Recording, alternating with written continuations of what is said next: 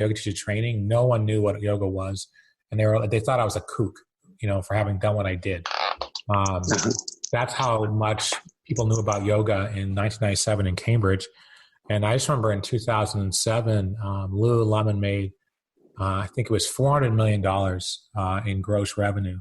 And we were all just like, what happened? Now, of course, it's billions of dollars, but for like a clothing line to make $400 million in 2007 off of yoga was just what's happening. The world is changing.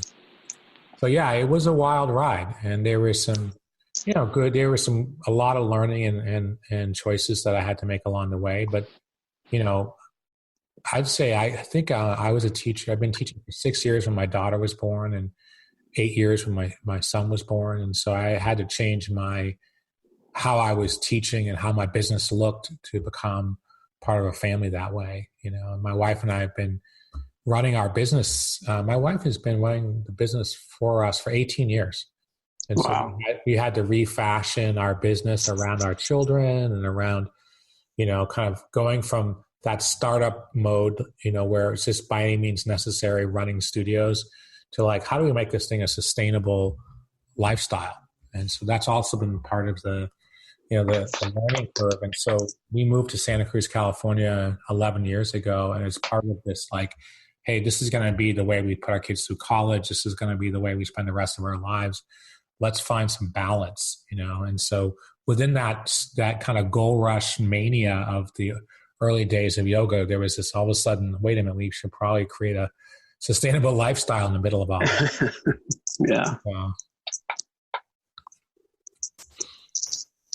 Well, what an incredible story and journey it sounds like. And I was listening and just continually struck at how your practice evolved from that early recovery, that seed of spirituality and mindfulness and change. And I know in my own story, I was, of course, I got sober in the Midwest in the 80s, and there was of course, the transformation. I'm 56, so we're similar age. So I was just thinking it's very interesting looking at the parallel tracks of two men in America. And yoga was far from Ohio or Indiana or Illinois or Missouri or any of the places I lived. But I had that same curiosity of seeking down the spiritual path. And it occurred to me, I've never thought of this before, that early on in recovery, I started swimming. And part of swimming distance is you have to take a full breath. Like you get a rhythm in your breath, but there's a sense of having to take a full breath. And today, as a longtime person in recovery and yoga and meditation, that I was thinking, well, I think that's where I learned how to breathe really fully for the first time, because I had a lot of the trauma and crazy, dangerous lifestyle stuff. But that, so anyway, it struck me as you were talking that's really interesting. And that the work you're doing, particularly with like the vets for Tim Ryan, and he's Ohio, right? Yeah. Mm-hmm. I feel like I've seen some videos of him. Actually, I saw a video of him years ago doing yoga in a high school gym, talking about mindfulness and how it could save our healthcare system a lot of money, and how it could improve the lives of children. And that really caught my attention, because I was doing some work with a nonprofit at the time, doing taking kids yoga into underserved communities through schools and this and that. So I was struck by that, and also this idea that you covered a lot of ground, but when you're talking about the brain and some of these neuroscience studies, and you talk to MRI and looking at how these practices affect the physical brain, Is there a particular study or research that's really caught your eye that you would want to share? Sure. So you go through, traditional yoga training and meditation training. There are two concepts that are kind of, they're historic. I wouldn't call them religious, but they have for people who've never thought about this kind of thing, which I'm not sure how many people are listening who haven't thought about yoga, but it has almost a religious feel to it. And, these terms, and one term is samsara, which is, translated as the wandering, and it's the endless loop of suffering. It's the wandering. And then the other term is samadhi, which is the kind of the opposite. It's the timeless, selfless kind of bliss of being. And so there's this samadhi concept and this samsara concept, which I kind of placed into an other category, even though I'm a teacher and what have you. I eventually was able to kind of grasp the nature of samsara, how suffering is something that is kind of an ongoing human dilemma, and that it's mind-made, and whatever. I mean, I won't try to define all that in this call, but samsara was a concept that I kind of eventually accepted as, human beings, create suffering in their lives, and they do so routinely, kind of from moment to moment, just through how we, through that. Our teacher was asked, what causes human suffering? He said, the habits of the mind.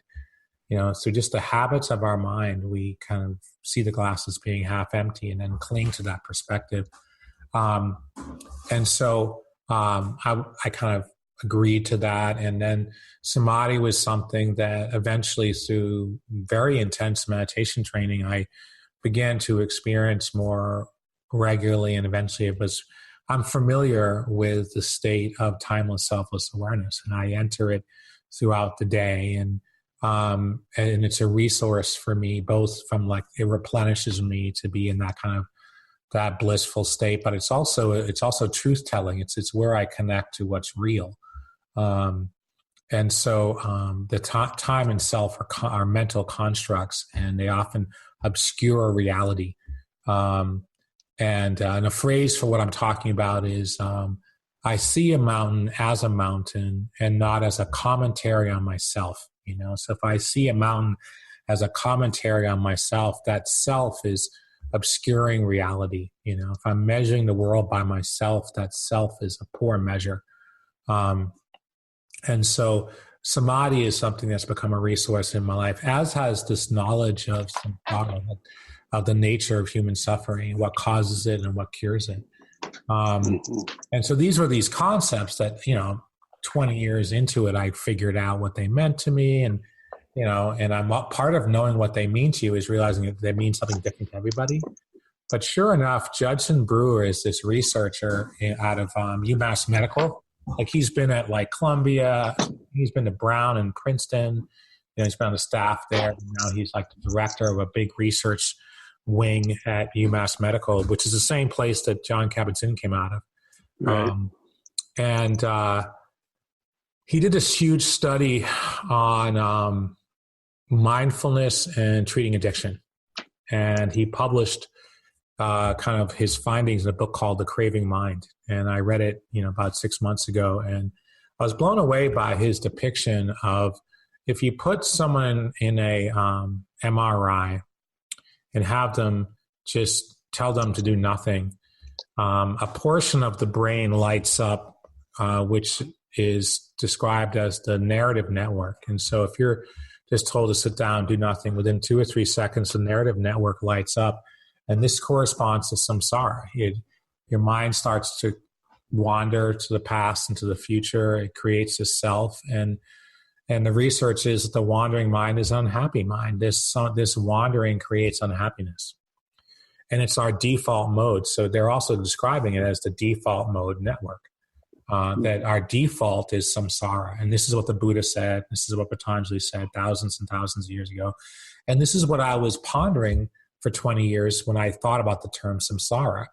But what's fascinating is we don't live in a time where we have to ponder this Sanskrit word anymore. We can read, short synopsis of like professionally done research on what happens to the brain. What is our default mode?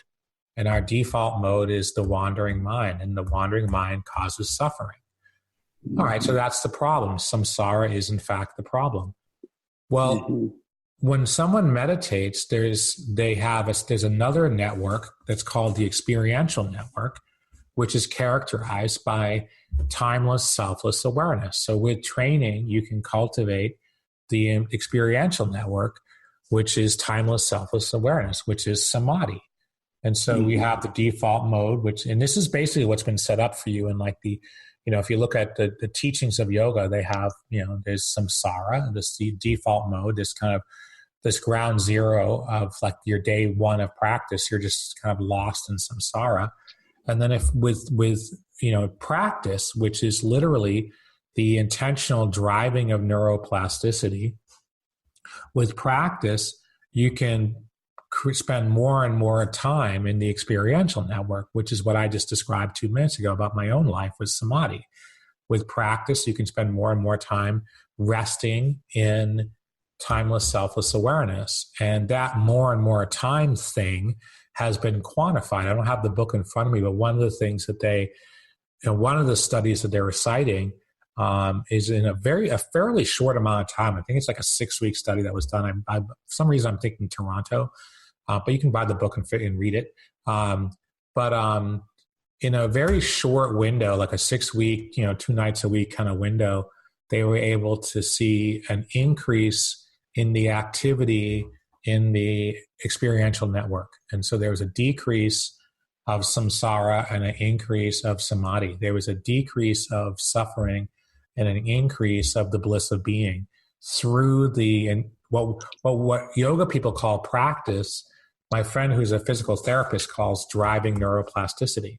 And so meditate, for eons, yoga teachers and meditation teachers have been using what is now described as the principles of neuroplasticity to drive neuroplasticity, to drive energy and attention out of the network that causes suffering and into this network that causes, basically clarity and connection.